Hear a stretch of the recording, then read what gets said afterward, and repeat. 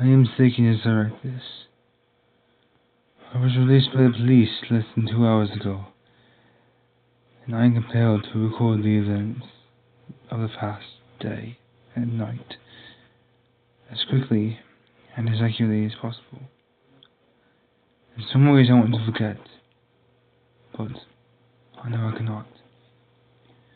I know that I should not. For my own sanity, I must divulge what has happened. It is far too important, really. Should I ever allow myself to be swayed by mechanical ratio of nature? Oh, the world once again. These words should serve to remind me that what is unseen is both mysterious and frightening. After Mary left, I knew that I had lost her forever. But rather than being consumed by depression and inaction, I was invigorated and furious by one purpose, by one thought, by one idea that I knew I had to carry out. I had to destroy that thing, for I could not allow the chance that may one day hurt my loved ones,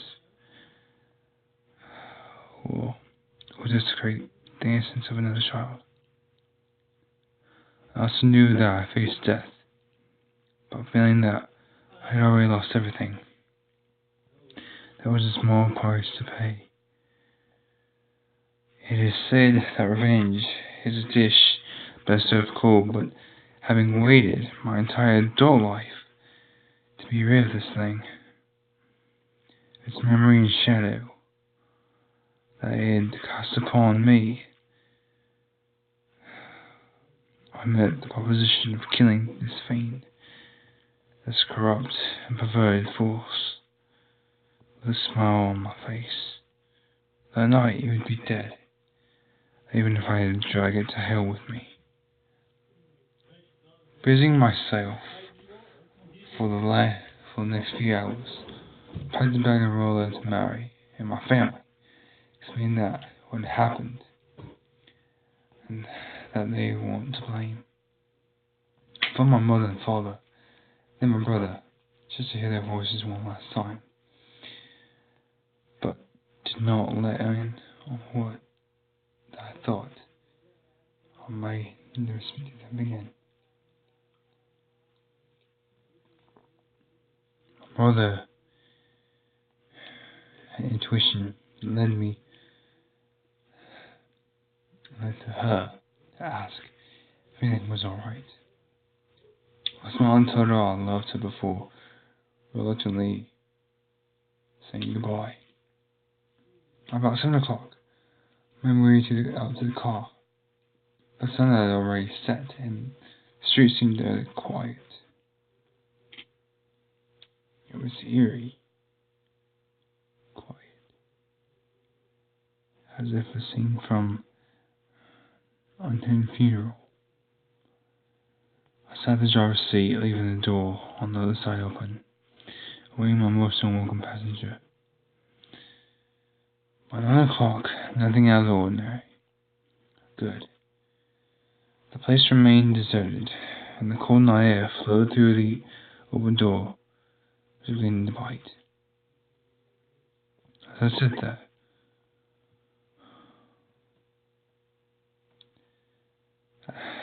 everything echoed through my mind, ruminating on the nature of this parasite. One question rose out of the sea of thoughts, towering above all else, unmoving and continuous. Can you kill something which is already dead? I did not know if this was the thing of the grave, or some otherworldly spectre which could be considered alive in some way. But just as I was elevating my plan, there it was. It was subtle at first, but there was a small, almost indistinguishable shift in the suspension of the car. Had it been any other circumstance, I would have put this down to a gust of wind pushing and pulling at the chassis. But I was all too familiar with this feeling from all those years ago, as that bunk bed would shift slightly when that thing climbed into the bunk bed. I knew it felt cold and cold. The air grew denser, as if contaminated by some nearby corpse. It was in the car with me, unseen, yes, but nonetheless, as I heard the slice of whispered breath from the back seat, I leant over and calmly closed the passenger door. I turned the key in the ignition and then pulled out into the street. I could have sworn I heard her quite yet distinctly.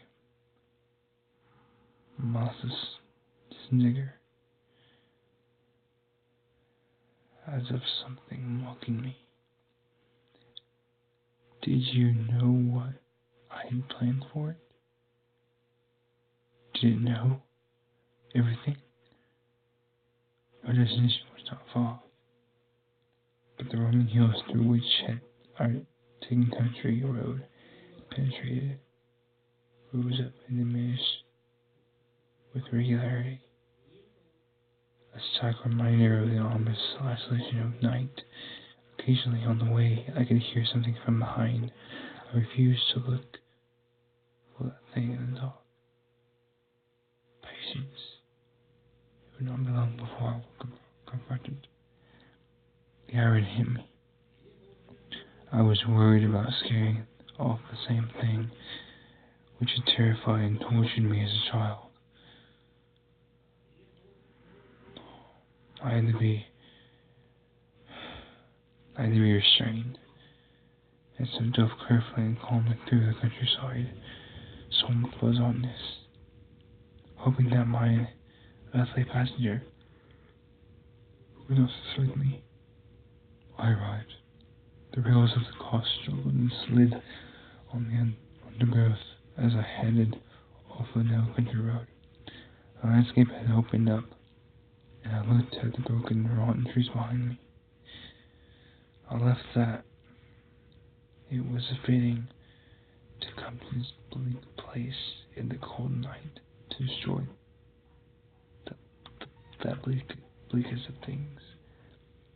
The land suddenly came to an abrupt end. The cliff edged out from an old quarry. Looking deep into the black waters of the lake below, the cliff edge was relatively flat and held in fact at one time housed a road which had subsided into the lake decades earlier. Local kids would tell stories from the mental ghosts of those killed during this subsidence, but they were just stories, or perhaps they weren't. In the past, I would have discarded such tales, but who would believe mine if I told them now? I switched seasons off and parted several meters away from the cliff edge, switching off the inner lights and composing myself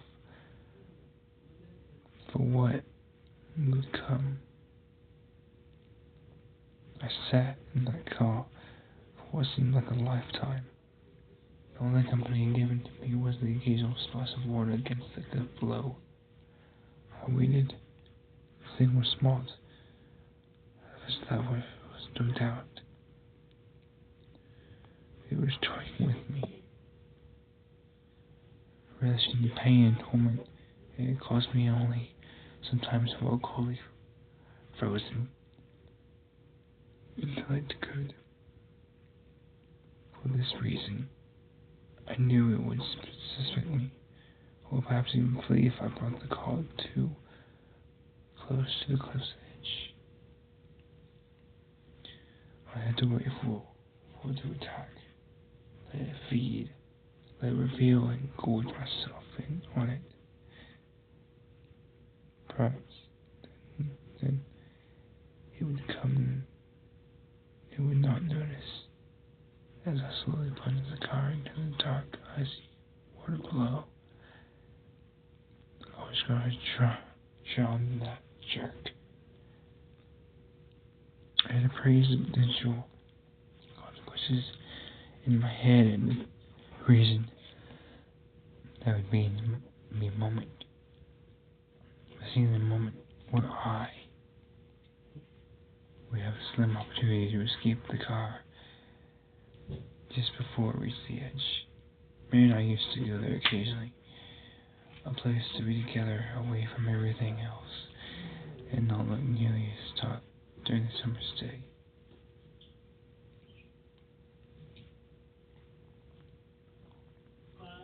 I therefore had the place in mind and knew it well.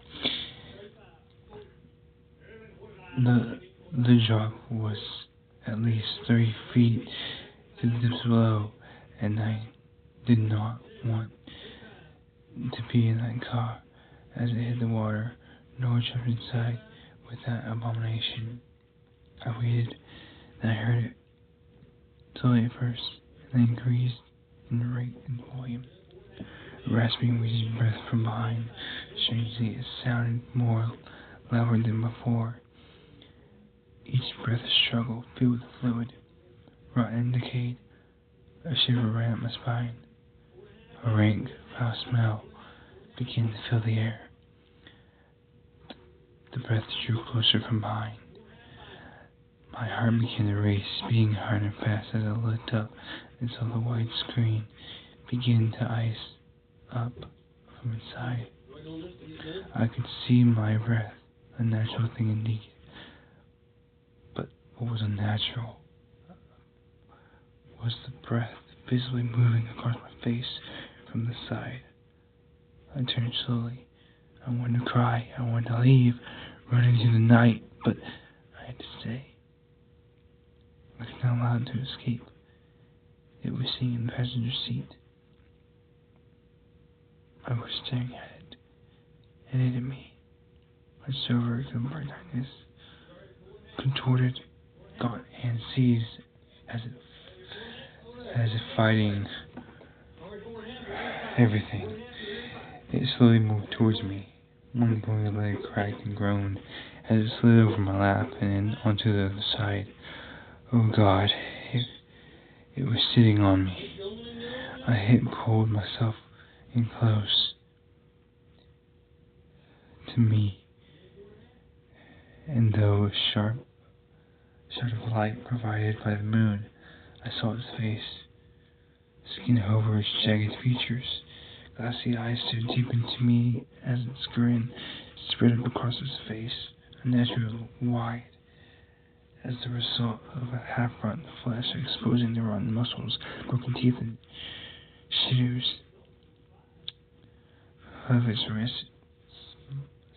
Smiled beneath, pulling closer to it to its mouth, revealing a wet, putrid tongue, which could be seen through part of its missing jaw. Wheezing, breathing heavily, a foul stench, which stung my eyes and filled my mouth. A response from me, as I wrenched my body, attempting to expel the poisonous fumes. And as I did it, did so, it stopped for a moment, and cackled to itself, happy content, staring into its icy cold eyes. It yet gave the impression of afflicted and increasingly weak old man. It was no greatly strong, but it seemed as though it had lost some of its potency.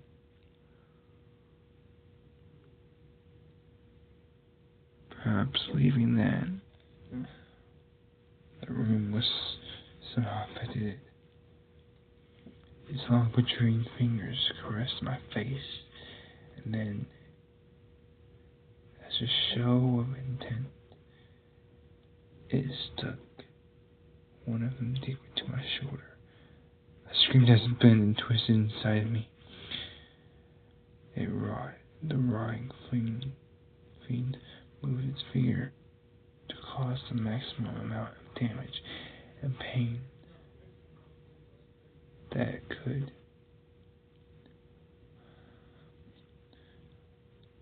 As it did, so its other hand slid down against my body. It touched me. It was time.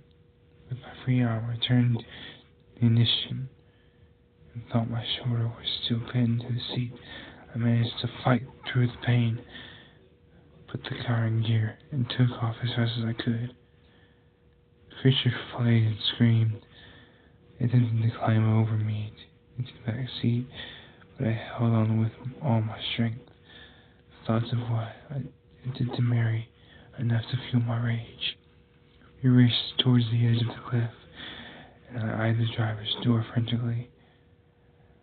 As we neared the icy plunge, I screamed in anger as its festering raised its face and pulled it off of me. I scrambled to the back seat for dear life, and I scrambled to mine by unlocking the car door. It was too late. The car careered over the cliff, and before I knew it hit the dark water, spinning the glass-like surface with tremendous force. I should have died then, but I never took the brunt of my impact, although I still managed to scrape my head across the doorframe. Dazed, I looked around. The sound I heard coming from that thing was my form yet familiar. The squeal of some demonic child soon gave the anguish and rage to an ancient intelligence which knew that it faced almost certain death. The water was frozen and poured, and though it twisted the car door open with such force that it wounded me, I gasped for air as my unwilling prey now did. It writhed and twisted as it looked for an exit. Spying the door, it pulled itself through the water towards me. I called up a fist and smashed it into the thing's face. Pieces of rotten flesh flaked off under the impact of a dark black liquid oozed from the resulting wound. Again, attempting to get past me, I knew that I had to keep it in the car, long enough to drown. That I would have to die with it. I felt numb as the frozen water spilled onto it, over my chin. My heart strode against the cold, and with a sudden surge, I was submerged and had breathed my last, held my breath, but only to compose and ready myself for an icy, suffocating death. I hoped that would not be painful. My thoughts returned to Mary and my family. An all-consuming sense of sadness and despair overwhelmed me. But as I struggled with that thing trying to get past and through the door, I grabbed and flooded with its arms. I looked down and saw it. Its leg was struck between the dashboard and the floor of the car by the impact of the fall. And although it could move, it could not leave. I turned immediately for the door. I could barely see, but in front of me as the black water. But there was enough moonlight to light my way. Just as I got to the door, the witch grabbed hold of me and pulled me back into it. It gave me all hope of escaping, but it wanted to drown with me. We fought felt like an age in the cold, bitter grave as the car slowly sank deeper and deeper into darkness. I could now feel my body pleading with me to take a breath, to exhale my last gasp of air, and inhale the frozen water. I am happy to say that I used my wits to get out of such a horrible fate, or to my body. I pushed my feet against the dashboard with enough force to at least escape that slippery grasp. I do not remember much else, but in anguish of the hate-filled scream that my tormentor let out as I left it to die in the bottom of the icy lake. I found myself walking through the woods, cold, wet, but alive. The wind on my shoulders slowed me down, but I kept the bleeding at bay by applying pressure to it with my other hand. I took it to 2 hours to walk home. I was amazed that it did not collapse from exhaustion and hypothermia. When I saw the familiar sign of the street that I live on, I was filled with a sense of accomplishment. I felt pride and triumph. I had beaten that thing once and for all. That is until I went inside my house and found a trail of large white footprints leading from the front door to my bed. This wave took me, desperate, so sharp, so overwhelming that I am unable to convey it with no words. It was lying in my bed, waiting, a white sheet covered it to be spied from sight. Human mind is a wonderful thing. Just as you believe your body has reached a level of exhaustion that it cannot recover from, that your emotions are so frayed that you feel you cannot continue.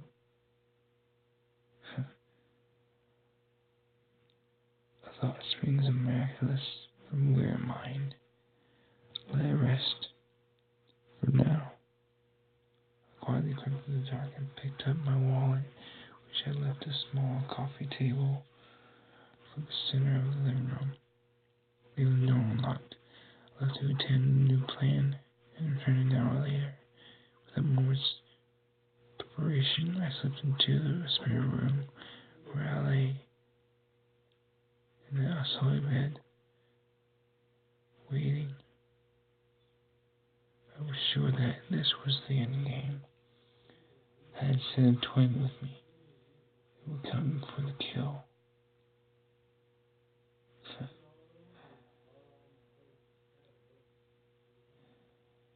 I woke up with his hands around my neck. It coughed and spluttered on top of me. Everything black liquid jumped from my face as it oozed from his facial wounds. I struggled gasping for air, hoping that the strength in me would escape his grasp. But it was too strong, and my hands could not get any sense of conviction, as it seemed to be dripping wet from its plunge into the lake. Lying motionless, holding my breath, it shook me violently by the neck, and then released me. Waited for a moment, the last chance to destroy this thing. His loud breathing, relaxed slightly and stared at me queasily. Then slowly, patiently slid of its 2 long fingers into my shoulder again. Since I was a child, I had been the victim. It had terrorized me. My innocence attacking Mary and broke my life.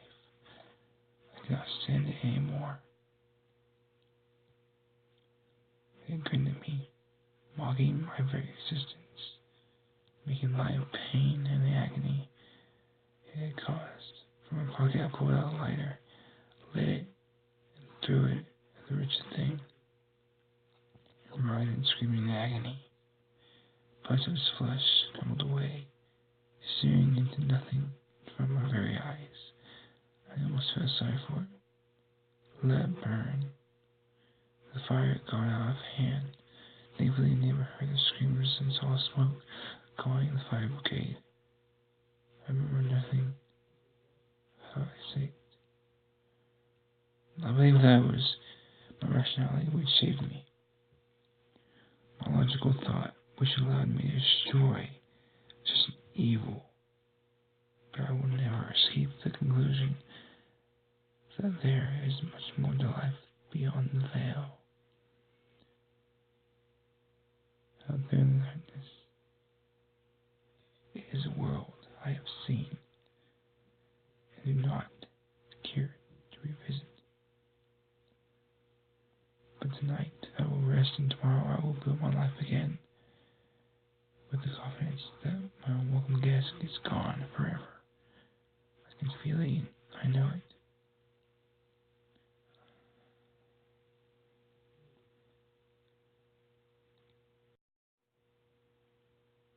It will take some time for me to adjust, and perhaps my mind will play a trick or two along the way. It is difficult to abandon the paranoia of a lifetime. I must learn to accept my safety once again. I refuse to be looked over my shoulder as the rest of my days, but I will always be cautious, as I was when I was in the hospital. This morning, lying in the bed with a quiet ward. I felt the bed shake for the recent moments, but I know that was just my imagination. I am glad I have written down all my experiences, and it has illuminated much about myself to me. And most importantly, should anyone ever, God forbid, find themselves in a familiar situation, maybe you would know what to do. Now it's bedtime, and I must rest for what I have known by weariness, such as this. Good night, and sleep tight. The end.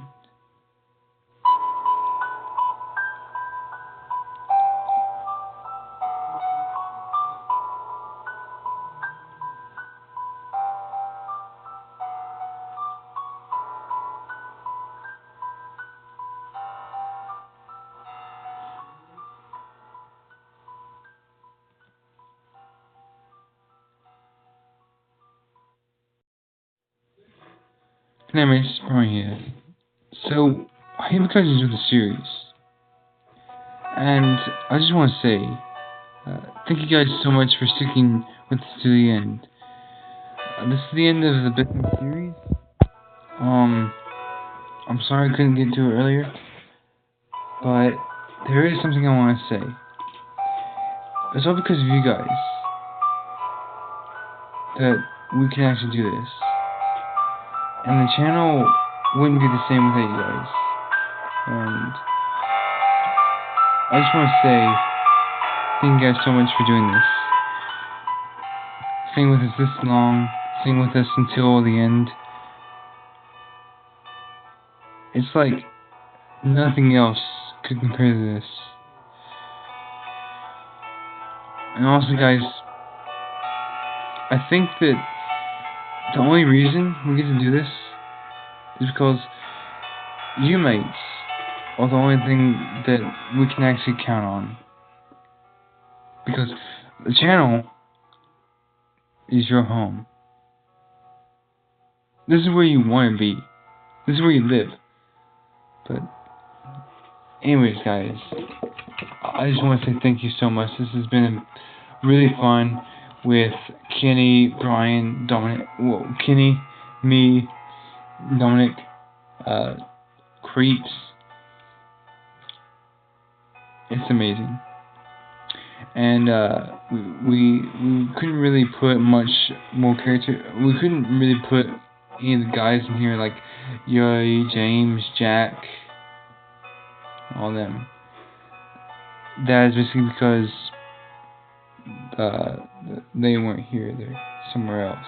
But Creeps was really excited about doing it, and if you couldn't tell, he actually was putting some emotion in there, as you can tell. Even though he can't really do that, but he was putting emotion in that. If you couldn't tell. So, anyways, guys, we all wish you the best of luck and a Merry Christmas. And remember, never forget we're always here. And always remember, never ever forget.